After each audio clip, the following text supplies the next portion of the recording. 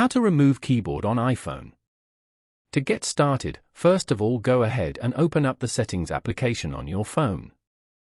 Once you're here, go to General as shown. From here, you can manage your overall setup and preferences for iPhone, such as software updates, device language, CarPlay, AirDrop, and more. Then, scroll down and go to Keyboard. You can manage all your keyboard settings from here. Tap on Keyboards at the top. Go to the top right corner and tap on Edit. You can view all your keyboards over here. If you want to delete any keyboard from here, then hold that keyboard and swipe left. And then, tap on the Delete button.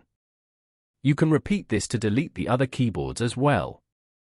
After that, tap on Done at the top right corner. Following these steps, you can easily remove keyboard on iPhone.